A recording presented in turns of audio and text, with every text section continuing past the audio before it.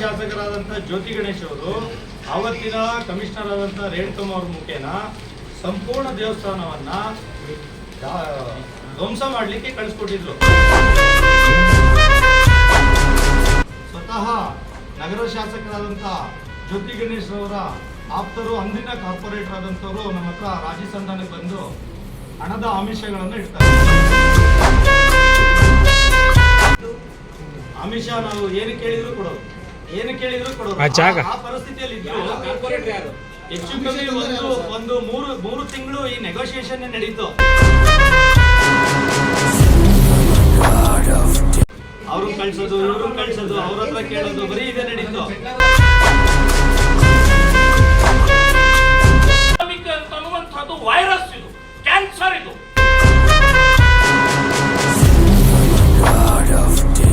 ವೀಕ್ಷಕರೇ, ರಾಜಕಾರಣದಲ್ಲಿ ಯಾರು ಶಾಶ್ವತ ಮಿತ್ರರು ಅಲ್ಲ, ಶತ್ರುಗಳು ಅಲ್ಲ ಅನ್ನೋ ಗಾದೆ ಮಾತನ್ನ ಇದುವರೆಗೆ ನಾವೆಲ್ಲ ಕೇಳಿದ್ವಿ.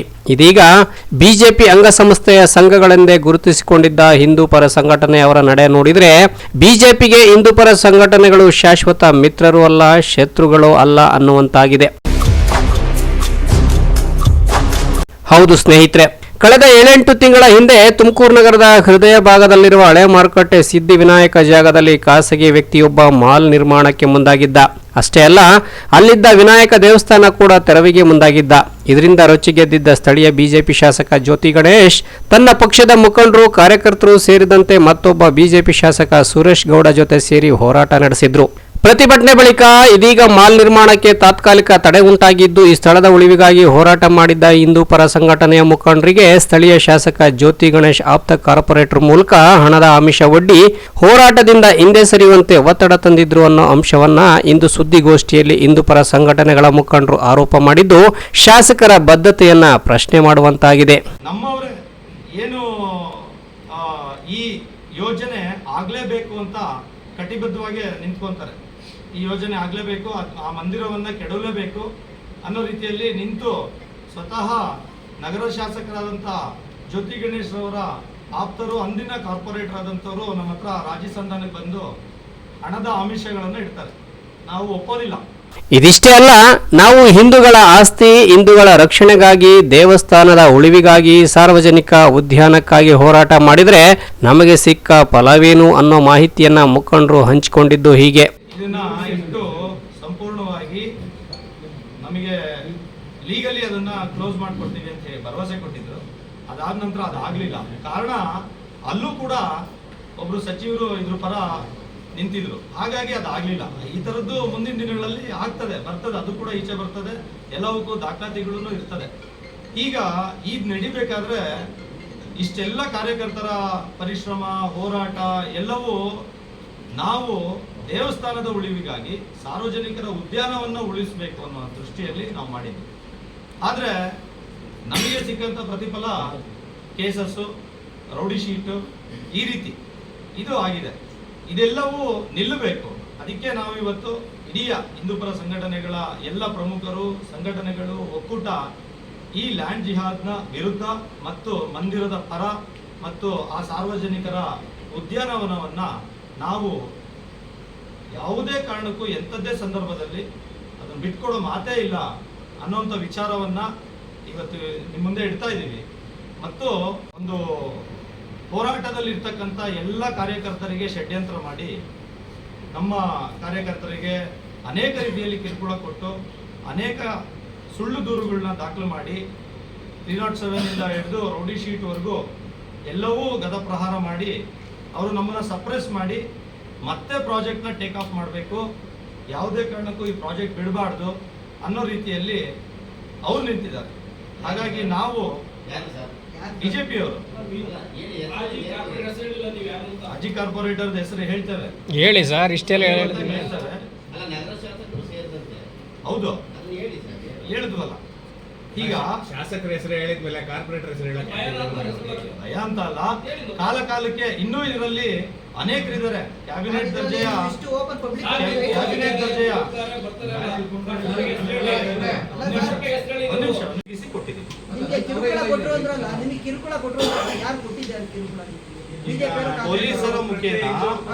ಪೊಲೀಸರ ಮುಖೇನ ನಮಗೆ ಸುಳ್ಳು ದೂರುಗಳನ್ನ ದಾಖಲೆ ಮಾಡುವಂತದ್ದು. ಯಾವ ವಿಚಾರಕ್ಕೆ?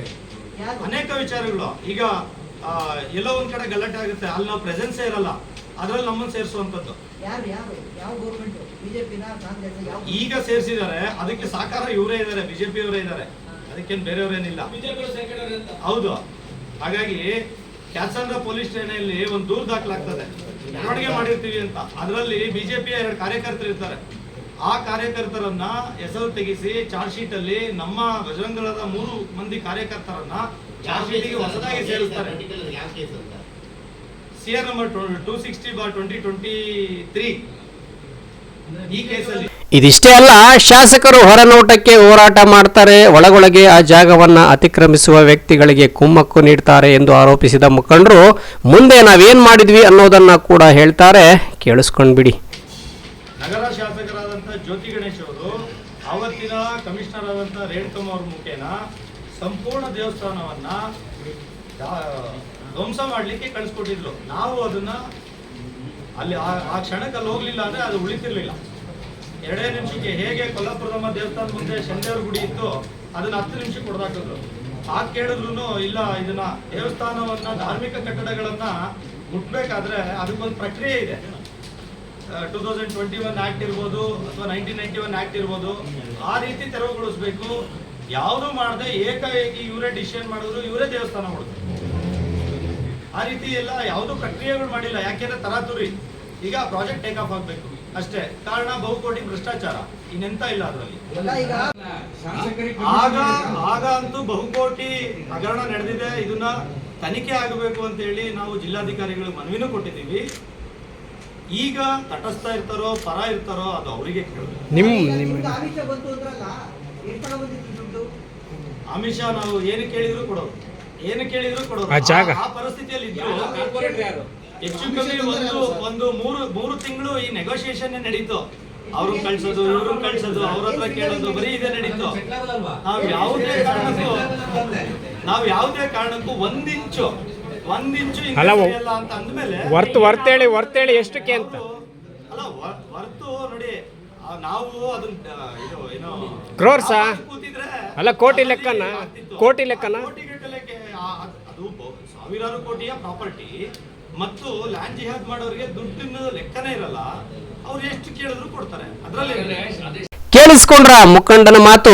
ಹೋರಾಟ ಕೈ ಬಿಡಲು 3 ತಿಂಗಳ ಕಾಲ ವ್ಯಾಪಾರಕ್ಕೆ ಇಳಿದು ಹಣದ ಆಮಿಷ ಒಡ್ಡಿಕೊಂಡು ಬಾರ್ಗೇನ್ ಮಾಡೋ ಯತ್ನ ನಡೆಸಿದ್ರಂತೆ. ಇವ್ರ ಮಾತುಗಳನ್ನ ಕೇಳಿದ್ರೆ ಶಾಸಕರು ಡುಯಲ್ ಸಿಂಹ ಅವರ ನಡವಳಿಕೆ ಇದೇನಾ ಅನ್ನೋ ಪ್ರಶ್ನೆ ನಾಗರಿಕರಲ್ಲಿ ಮೂಡುವಂತಾಗಿದೆ. ಯಾವಾಗ ಶಾಸಕರ ನಿಲುವಿನಲ್ಲಿ ಈ ರೀತಿಯ ದ್ವಂದ್ವ ಕಂಡು ಬಂತೋ ಆಗ ಬಿಜೆಪಿ ವಿರುದ್ಧವೇ ಹೋರಾಟ ಮಾಡಲು ಸಭೆಯಲ್ಲಿ ಮುಖಂಡರು ತೀರ್ಮಾನ ಮಾಡಿದ್ರಂತೆ. ಒಂದು ನಮ್ಮ ಬೈಟೆಕ್ ಆಗ್ತದೆ, ಅಲ್ಲಿ ಬಿಜೆಪಿಯ ವಿರುದ್ಧವೇ ಹೋರಾಟ ಆರಂಭ ಆಗಬೇಕು ಅಂತ ಆಗುತ್ತೆ. ಅದಾದ ಮರುದಿನ ಬೆಳಗ್ಗೆ ಅವರು ಪ್ರೆಸ್ ಸ್ಟೇಟ್ಮೆಂಟ್ ಕೊಡ್ತಾರೆ, ಇಲ್ಲ ನಾವು ಈ ಯೋಜನೆಯನ್ನ ಕೈ ಬಿಡ್ತಾ ಇದ್ದೀವಿ ಅಂತ ಜನಗಳಿಗೆ ಅಥವಾ ನಮ್ಮ ಹಿಂದೂ ಪರ ಸಂಘಟನೆಗಳಿಗೆ, ಕಾರ್ಯಕರ್ತರಿಗೆ, ನಮಗೆ ಕಣ್ಣೋರ್ಸ್ಲಿಕ್ಕೆ ಹೇಳ್ತಾರೆ. ಅದು ಹಾಗೇ ನಿಂತು ಹೋಗುತ್ತೆ. ಕ್ಯಾಬಿನೆಟ್ ಲೆವೆಲ್ ಅಲ್ಲಿ ಅದನ್ನ ಇಟ್ಟು ಆ ಪ್ರಾಜೆಕ್ಟ್ನ ಕೈ ಬಿಡಬೇಕು ಅಂತ ಹೇಳಿ ನಾವು ತುಂಬಾ ಪ್ರಯತ್ನ ಪಡ್ತೀವಿ. ಭರವಸೆ ಕೊಟ್ಟಿರ್ತಾರೆ, ಅದು ಕೂಡ ಮಾಡೋದಿಲ್ಲ. ಈಗ ಏಕಾಏಕಿ ತಮ್ಗೆಲ್ರಿಗೂ ಗೊತ್ತಿದೆ, ಮತ್ತೆ ಪ್ರಾಜೆಕ್ಟ್ ಟೇಕ್ ಆಫ್ ಆಯ್ತು ಹೊಸ ಸರ್ಕಾರ ಬಂದ್ಮೇಲೆ. ಅದಾದ್ಮೇಲೆ ನಾವು ಈ ದಾಖಲಾತಿಗಳನ್ನ ಅನೇಕ ವರ್ಷ ಸಂಗ್ರಹ ಮಾಡಿದ್ದನ್ನ ಜಿಲ್ಲಾಧಿಕಾರಿಗಳಿಗೆ ಮತ್ತು ಸಂಬಂಧಪಟ್ಟ ಕಮಿಷನರ್ಗೆ, ಬೇರೆ ಬೇರೆ ಇಲಾಖೆಯವರಿಗೆ ಮನವರಿಕೆ ಮಾಡಿ ಪ್ರತಿಭಟನೆಗಳು ಎಲ್ಲ ಆಗಿ ಅವ್ರಿಗೆ ಕೊಟ್ಟ ನಂತರ ಅದನ್ನ ಪೆಂಡಿಂಗ್ ಇಟ್ಟು ಮತ್ತೆ ಪುನರ್ ಪರಿಶೀಲನೆ ಮಾಡುವಂತ ಪ್ರಕ್ರಿಯೆಗೆ ಆರಂಭ ಮಾಡ್ತಾರೆ. ಇದಿಷ್ಟು ಮಾಹಿತಿಯನ್ನ ಹಂಚಿಕೊಂಡ ಬಳಿಕ ಮತ್ತೊಬ್ಬ ಪ್ರಖರ ಹಿಂದುತ್ವವಾದಿ ಪ್ರಮೋದ್ ಮುತಾಲಿಕ್ ನಗರ ಶಾಸಕರ ನಡವಳಿಕೆ ವಿರುದ್ಧ ವಾಗ್ದಾಳಿ ಮುಂದುವರಿಸುತ್ತಾರೆ. ಇದಿಷ್ಟೇ ಅಲ್ಲ, ನಾವ್ಯಾರು ಹೆದರುವವರಲ್ಲ, ಡೀಲ್ ಮಾಡೋರು ಮೊದಲೇ ಅಲ್ಲ ಎಂದು ಸ್ಪಷ್ಟಪಡಿಸಿದ ಮುತಾಲಿಕ್, ಇಸ್ಲಾಮಿಕ್ ಧರ್ಮದ ಹೆಸರಲ್ಲಿ ನೀವು ಏನು ಮಾಡೋಕೆ ಹೊರಟಿದ್ದೀರಾ? ಆ ಧರ್ಮ ಒಂದು ವೈರಸ್ ಇದ್ದಂತೆ ಎಂದು ಹರಿಹಾಯ್ದಿದ್ದಾರೆ. ದಾಖಲೆ ಸಹಿತ ಅವರಿಗಾಗಲೇ ನಗರದ ಶಾಸಕರ ಮೇಲೆ ಆರೋಪವನ್ನ ಮಾಡಿದ್ದಾರೆ. ಮತ್ತು ಹಿಂದೆ 2019ರಲ್ಲಿ ಅವರೇ ಶಾಸಕರಿದ್ದಂಥ ಸಮಯದಲ್ಲಿ ಅವರೇ ಅದನ್ನ ಸ್ಯಾಂಕ್ಷನ್ ಮಾಡಿದ್ದು, ಅದು ಕೂಡ ಇವತ್ತು ಹೇಳಿದ್ದಾರೆ. ಇನ್ನೇನಂದ್ರೆ ಕೆಲವೊಂದು ದಾಖಲೆಗಳು ಇನ್ನೂ ಕೊಡ್ತಾ ಇಲ್ಲ, ಅದನ್ನ ವ್ಯವಸ್ಥಿತವಾಗಿ ಮುಚ್ಚಿಡುವಂತ ಪ್ರಯತ್ನವನ್ನು ಮಾಡ್ತಾ ಇದ್ದಾರೆ. ಅದರಲ್ಲಿ ಬೇರೆ ಬೇರೆಯವ್ರ ಹೆಸರಿದ್ದಾರೆ, ಕಾರ್ಪೊರೇಟರ್ದು ಇದ್ದಾರೆ. ಅದು ಆಮೇಲೆ ಅವ್ರು ಹೇಳ್ತಾರೆ. ಏನಾದ್ರಲ್ಲಿ ಯಾವುದೋ ಹೆದರೋ ಪ್ರಶ್ನೆ ಇಲ್ಲ, ಡೀಲ್ ಮಾಡೋ ಪ್ರಶ್ನೆ ಇಲ್ಲ. ಡೀಲ್ ಆಗಬೇಕಾದ್ರೆ ಇಷ್ಟೊತ್ತಿಗೆ ನಾವು ಇಲ್ಲಿ ಕೂತ್ಕೊಳ್ತಾನೆ ಇರಲಿಲ್ಲ.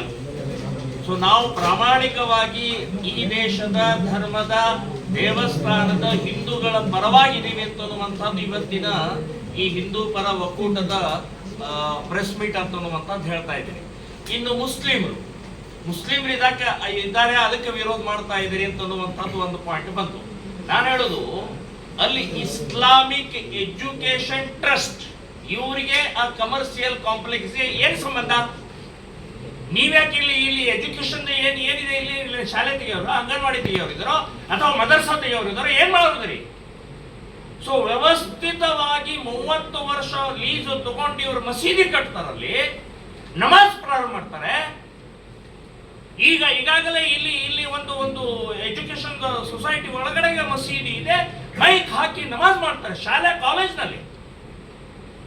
ಅದಕ್ಕೆ ನಾವು ವಿರೋಧ ಮಾಡ್ತೇವೆ. ಯಾವುದನ್ನ ಇವತ್ತು ಇಸ್ಲಾಮಿಕ್ ಅಂತ ಅನ್ನುವಂಥದ್ದು ವೈರಸ್, ಇದು ಕ್ಯಾನ್ಸರ್, ಇದು ಇಡೀ ದೇಶದಲ್ಲಿ ಹರಡ್ತಾ ಇರುವಂತಹದ್ದನ್ನ ತಡೆಯುವಂತಹ ಪ್ರಕ್ರಿಯೆಯನ್ನು ಮಾಡಲೇಬೇಕಾಗಿದೆ.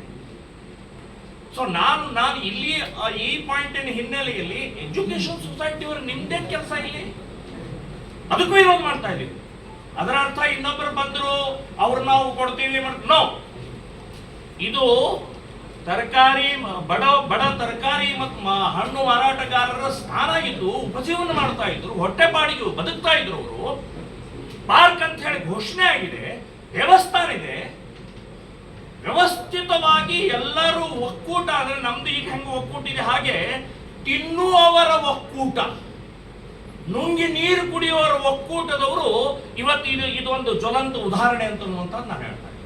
ಇದೆಲ್ಲದರ ನಡುವೆ ಈ ವಿಚಾರದಲ್ಲಿ ಮತ್ತೊಬ್ಬ ಬಿಜೆಪಿ ಶಾಸಕ ಸುರೇಶ್ ಗೌಡ ನಿಲುವೇನು ಅನ್ನೋ ಪ್ರಶ್ನೆಗೆ ಅವರು ಕೊಟ್ಟ ಉತ್ತರವೇನು ನೀವೇ ಒಮ್ಮೆ ನೋಡಿ. ದೇವಸ್ಥಾನದಲ್ಲಿ ಗಣೇಶವನ್ನ ಪ್ರತಿಷ್ಠಾಪನೆ ಮಾಡಿ ಗಣೇಶೋತ್ಸವ ಮಾಡ್ತೀವಿ ಅಂದ್ರೆ ಪರ್ಮಿಷನ್ ಕೊಡಲ್ಲ ಅಂತ ಅಂದಾಗ ನಾವು ಕಾನೂನು ವಿರುದ್ಧ ಹೇಗೆ ಹೋಗ್ತೀವಿ? ಇಲ್ಲಿ ಸುರೇಶ್ ಗೌಡರು ನಿಲುವೇನಾಗಿದೆ? ನಿಮ್ಮ ಪರ ಇದೆಯಾ? ಹೇಗೆ ಸುರೇಶ್ ಗೌಡರು ನಿಲುವು ಅವರು ಗಟ್ಟಿ ಇದ್ದಾರೆ. ನಿಮ್ಮ ಪರ ಅಲ್ಲ, ದೇವಸ್ಥಾನದ ಪರ ಇದ್ದಾರೆ, ಧರ್ಮದ ಪರ ಇದ್ದಾರೆ. ಒಟ್ಟಾರೆ ಹೇಳುವುದಾದರೆ ತುಮಕೂರು ನಗರ ಬಿಜೆಪಿ ಶಾಸಕ ಜ್ಯೋತಿ ಗಣೇಶ್ ನಡವಳಿಕೆ ವಿರುದ್ಧ ಹಿಂದೂ ಪರ ಸಂಘಟನೆಯ ಮುಖಂಡರು ಇಂದು ಸುದ್ದಿಗೋಷ್ಠಿಯಲ್ಲಿ ನಾಗರ ಹಾವಿನ ತರ ಬುಸ್ಗುಟ್ಟಿದ್ದಲ್ಲದೆ ಎಂಎಲ್ಎ ಹಟಾವೋ ಮಂದಿರ ಬಚಾವೋ, ಸಂಕಷ್ಟಹಾರ ಗಣೇಶನಿಗೆ ಜ್ಯೋತಿ ಗಣೇಶನೇ ಸಂಕಷ್ಟ, ಹಿಂದೂ ಕಾರ್ಯಕರ್ತರಿಗೆ ಸ್ಲೇಟ್ ಹಿಡಿಸಿದ ಬಿಜೆಪಿ ಶಾಸಕ, adjustment first corruption next party last ಅನ್ನೋ ಭಿತ್ತಿ ಪತ್ರವನ್ನು ಸುದ್ದಿಗೋಷ್ಠಿಯಲ್ಲಿ ಪ್ರದರ್ಶನ ಮಾಡಿ ತಮ್ಮ ಅಸಹನೆ ಹೊರಹಾಕಿದ್ದು ಕೂಡ ಕಂಡುಬಂತು.